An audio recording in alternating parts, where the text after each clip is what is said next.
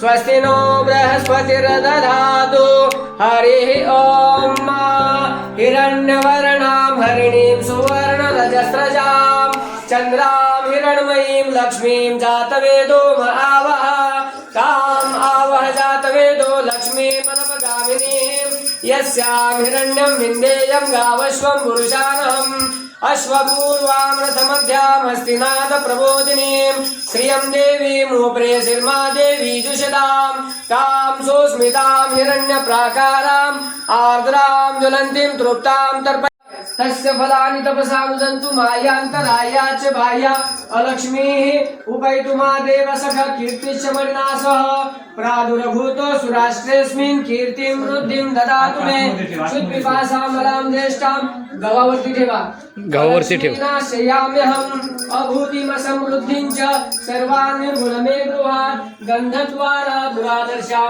नित्यपुष्टां करीषिणीं ईश्वरीं सर्वभूतानां तामिहोपभूये श्रियं मनसः काममाकूति वाचः सत्यं वशीमहि पशूनां रूपमन्नस्य मयि श्रीयतां यशः कर्दमेन प्रजाभूता मयि सम्भव कर्दमं प्रियं वासवे कुले मातरं कल्पमालिनीं आपद्बुद्धन्तु प्रमाद उपशमनार्थ सकल दुरित शांति द्वारा अस्य वास्तु शुभता ते फुल काढ तिकडं कोपऱ्यातलं ते जुनं फुल काढ ऐश्वर्य धनधान्य पुत्र पौत्र अभिवृद्धि पूर्वकं सुखेन चिरजीवन स्वनिर्वास तुम्ही समय लावून देता का मला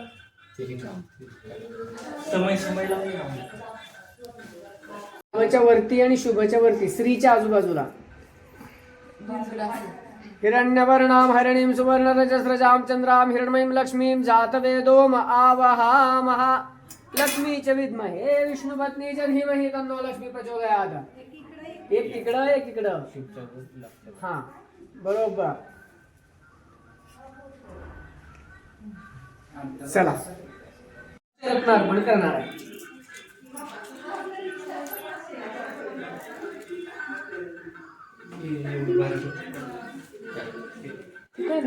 हे मला सांगाय थोडासा तयार करून. हा आहे माणिक. माणिक म्हणजे कशाचा? सूर्याचं प्रतीक. सूर्यासारखं तेज आपल्या सगळ्यांना मिळावं म्हणून आपण त्याच्यामध्ये माणिक अर्पण करतो. करा त्याच्यामध्ये अर्पण.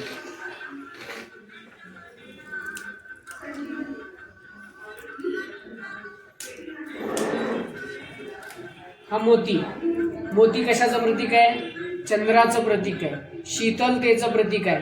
कुणीही कितीही रागावलं तरी आपण शांत राहणे, आपल्या स्वभावामध्ये बदल न करणे आणि आपण सगळ्या गोष्टी शांतपणे ऐकून घेणे, चंद्राची शीतलता आपल्यामध्ये यावी म्हणून आपण चंद्राचा मोती त्यामध्ये आपण अर्पण करतो.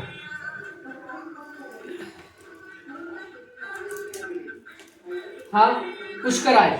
पुष्कराज म्हणजे गुरुग्रहाचं रत्न आहे तो पुष्कराज. मग आपल्याला गुरुची कृपा लाभावी, आपल्या घरामध्ये सगळ्यांना गुरुची कृपा लाभावी म्हणून आपण गुरुचा पुष्कराज त्याच्यामध्ये अर्पण करतोय.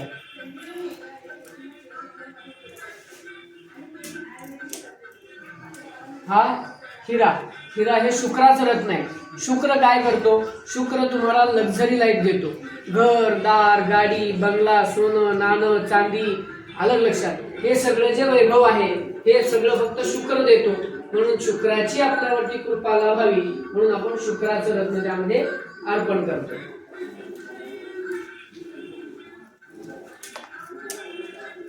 हा पाचू. पाचू म्हणजे बुधाचं रत्न. बुध हा बुद्धीचा कारक आहे. त्या बुधाच्या पाचूमुळे आपल्या सर्वांना चांगली बुद्धी मिळावी, आपली सगळ्यांची बुद्धी व्यवस्थित शाबूत राहावी म्हणून आपण त्या बुधाचं रत्न त्याच्यामध्ये अर्पण करतोय. अशा पद्धतीने आपण त्याच्यामध्ये पंचरत्न आणि सप्तमृत्तिका अर्पण केल्या.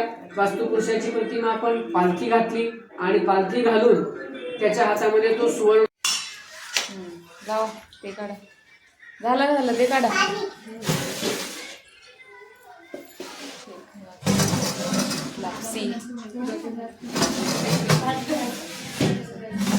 कुरड्या दिल्या का? त्या पापड्या दिल्या?